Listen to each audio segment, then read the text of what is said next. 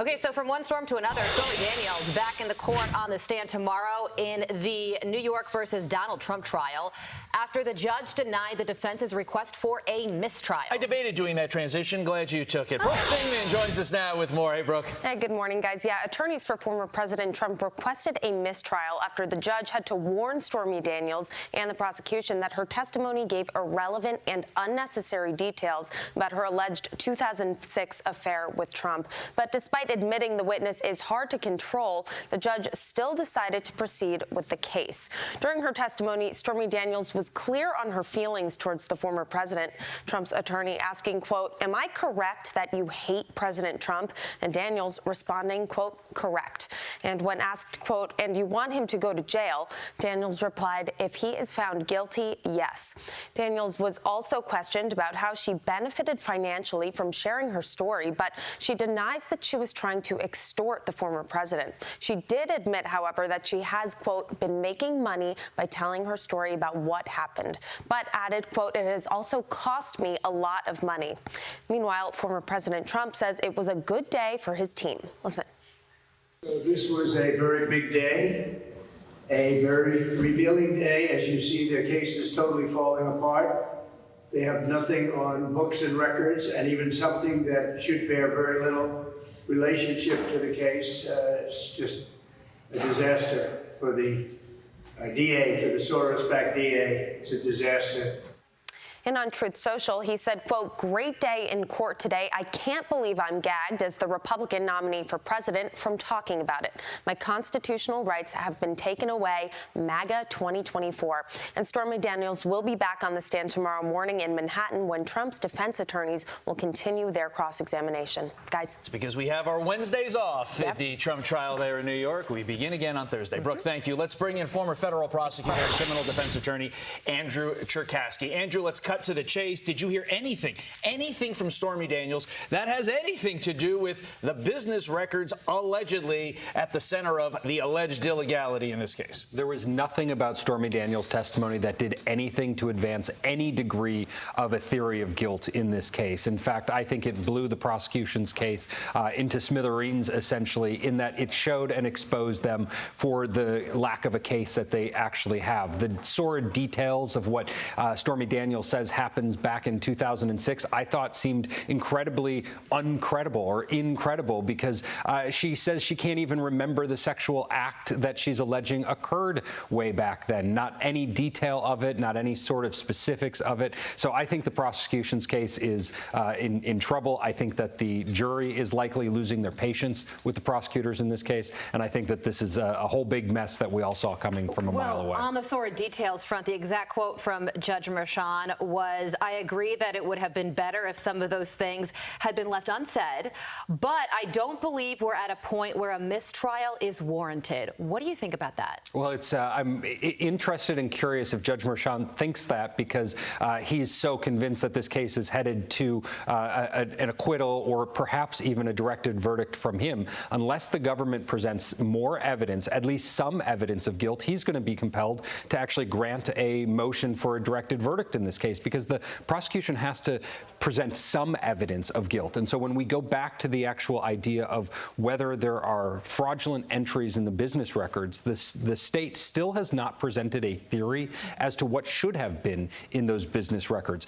Certainly, Stormy Daniels was not their witness to testify about what should have been in accounting books, and we've heard now for weeks that these are reasonable entries to summarize as legal expenses.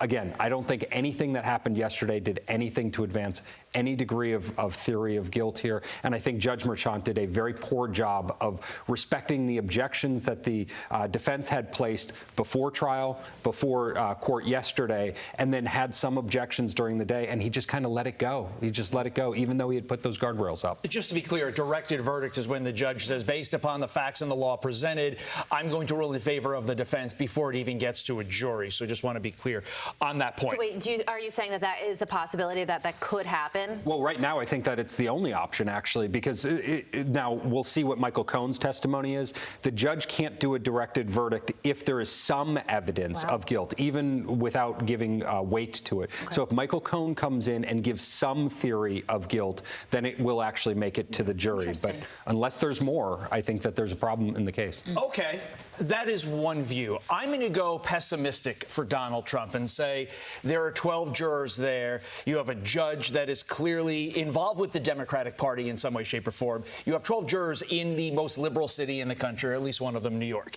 If Donald Trump is convicted, just yesterday alone, what would you have seized upon in preparing an appellate brief to appeal whatever happened in court yesterday? Well, I'll tell you that I've got faith in the jury system. I've had a lot of guys accused of terrible crimes sitting next to me, where juries come in, they see those charges, and they hate that person sitting next to me more than I think even these juries would hate Donald Trump. But they're willing to sit through the trial. They're willing to hear all the facts. So I have faith in the jury system. I have faith in the facts that that have failed to be presented in this case.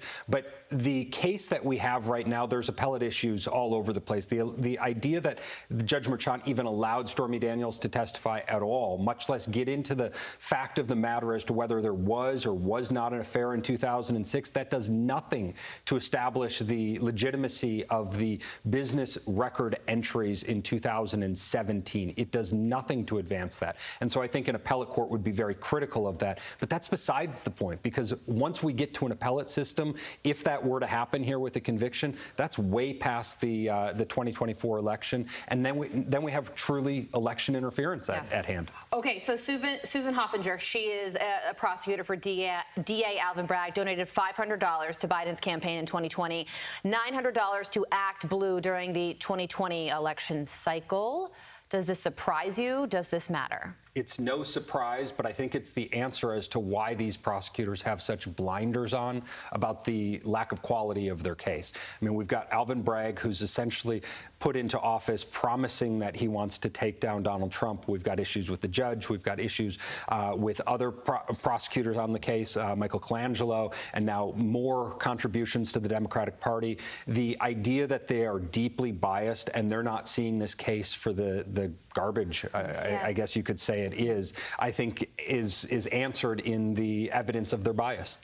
You wonder if the jury, to your point, not only was realistically viewing yesterday as what it was, but has been bored by the testimony thus far, because it doesn't prove any law. They weren't bored yesterday. But I think yesterday they may have been entertained, but I think up to this point it was boring. Yesterday it was entertaining, but the overall takeaway, there's no there, and we've said that for 3 to 4 weeks now. And there's 2 attorneys sitting on that jury, so they of all people know there should be more. Yeah, and prosecutors say that they want another 2 weeks, so more to come. Stormy Daniels back on the stand on Thursday. Andrew, thank you so much. Andrew. Have a great day.